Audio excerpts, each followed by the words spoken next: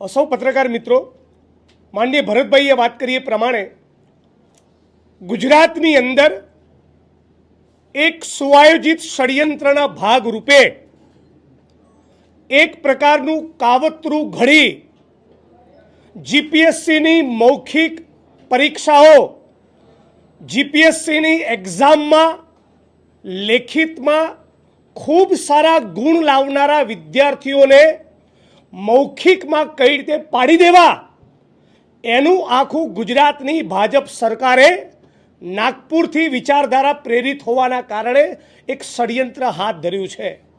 આ બીજું કશું નથી, એ ગુજરાતના આદિવાસી, ઓબીસી અને દલિત સમાજના એકલવ્યોના અંગૂઠા કાપવાનું ષડયંત્ર અને સાજિશ છે।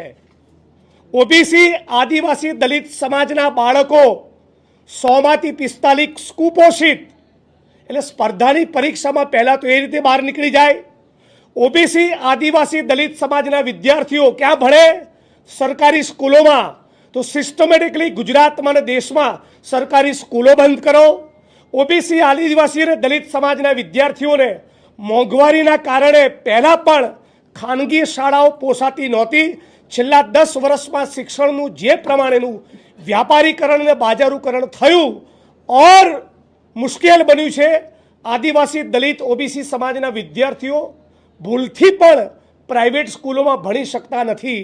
એ પ્રાઇવેટ સારી સ્કૂલોમાં ભણી શકે એના માટે યુપીની સરકાર રાઇટ ટુ એજ્યુકેશનનો કાયદો લાવ્યો, તો ગુજરાતની ભાજપ સરકાર એનો અમલ કરતો નથી। પણ આ બધા છતાં કાળી મજૂરી કરીને જે ઓબીસી, આદિવાસી, દલિત સમાજના વાલીઓ પોતાના બાળકોને, પોતાના સંતાનોને, વિદ્યાર્થીઓને ભણાવે છે, એ વિદ્યાર્થીઓ લેખિતમાં એ તેજસ્વી તારલાઓ ઝળકી ઉઠે તો એમણે જીપીએસસી સિસ્ટમેટિકલી ઓરલમાં અતિ ઓછા માર્ક આપી પાડી દે છે, અને લેખિતમાં જેના અત્યંત ઓછા માર્ક આવ્યા છે એને મૌખિકમાં ખૂબ મોટી સંખ્યામાં ગુણ આપી એ મોટા પદોમાં બિરાજમાન થાય, અમારા માથે બેસે, એવું આખું એક ષડયંત્ર હાથ ધર્યું છે।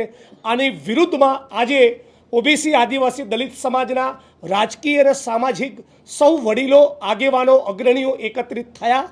વિગતવાર 2-2.5 કલાક એની પર ચર્ચા અને ચિંતન કર્યું અને સર્વાનુમતે નક્કી કર્યું છે 1 જુલાઈના દિવસે આ એકલવ્યોના અંગૂઠા કાપનારી નીતિની વિરુદ્ધમાં જડબે સલાક એક મોટી તાકાતવાળો કાર્યક્રમ ગાંધીનગરમાં કરીશું।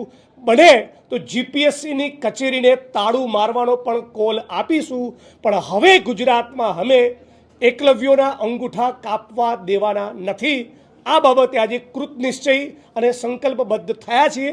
આની તૈયારીના ભાગરૂપે આખા ગુજરાતના 33 જિલ્લામાં, 250થી વધારે તાલુકામાં અને દરેકે દરેક શહેરમાં અમે લોકો આવનારા દિવસોમાં દલિત, આદિવાસી, ઓબીસી સમાજને જગાડવા આ મુદ્દે રોડ પર ઉતરે, બંધારણીય માર્ગે લડત કરે, એના માટે તૈયાર પણ કરવાના છીએ। આટલી વાત આ પ્રેસ કોન્ફરન્સના માધ્યમથી કરીએ છીએ।